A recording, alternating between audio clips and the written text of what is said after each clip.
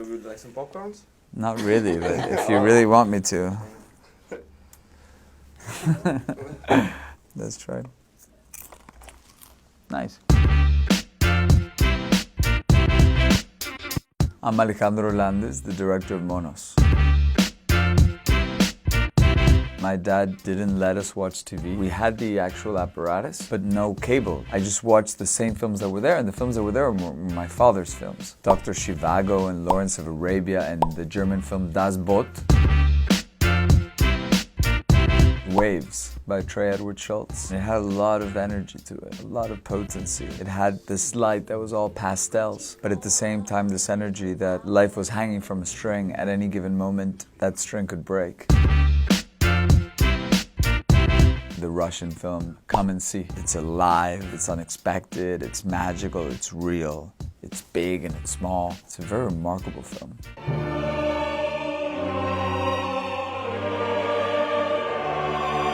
I was not into 1917. As much as I like Sam Mendes, which I think has made some very good stuff, and I'm an enormous fan of Roger Deakins, and maybe I'm getting myself into trouble. I shouldn't be saying this and you're getting me into trouble, but I just thought it was a little tame to really have the experience of being a young person at war. I felt that it was giving you the same time, the same emotions. I felt I was in a ride, in a big ride, but at all times I felt I was buckled in, I was safe. It didn't really give me that sense of danger, that sort of altered state of consciousness, the presence of death, the solitude. I think you'd really feel in that scenario. You got me in trouble.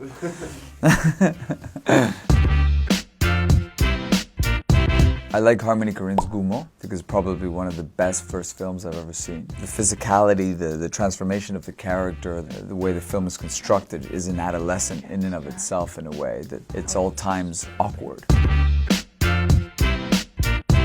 I really like a documentary called Santiago. It's made by João Moreira Salles, a Brazilian documentary maker, and it's about his butler. And it's a fascinating character portrait about privilege, individuality. The way it's put together, it's immensely human, but very stylized, and it lingered with me, Santiago.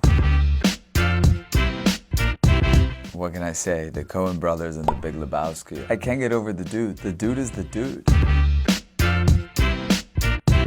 There were moments of the family in Malik's Tree of Life I remember being very moved about. The father-son relationship, I felt that the violence of it, both tender and just so cruel. He captured there something that I've experienced and I think is very true. I feel like a lot of people aren't really into Zodiac, David Fincher's film. I can watch Zodiac time and time again. There's a very peculiar energy that's interesting.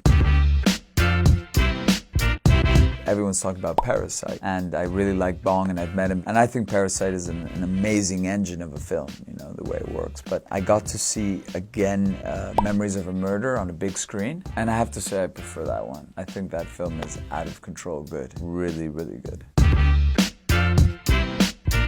When I was younger, there was a while I really wanted to fly a jet plane. I think I watched Top Gun an enormous amount of times. I remember I wasn't allowed to watch the sex part, so I had to kind of cover my eyes. Pulp Fiction is another film I really know. Boogie Nights or There Will Be Blood, I have it on my mind. The Master I've watched a lot lately for different reasons. I really like Bruno Dumont's Humanité. Regalas' Stellet Licht, Silent Light. Iñárritu's Birdman. Steve McQueen's Hunger. Yeah, those are films that I've visited at different times. They touch me. Also Lucrecia Martel's Ciénaga. Got me thinking of the Big Lebowski. I have a friend who has asked me whether new shit has come to light. And I'm like, yeah, new shit has come to light, dude. I love that line. I've got information, man. New shit has come to light. And shit, man.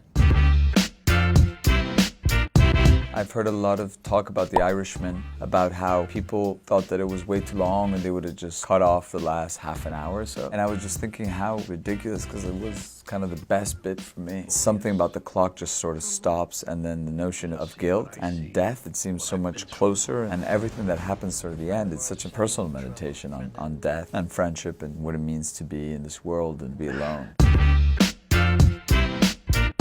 The good reason to go see Monos is that you actually don't have to see it. You can walk into the cinema, go like this, and just listen to it, and I think it's going to come at you.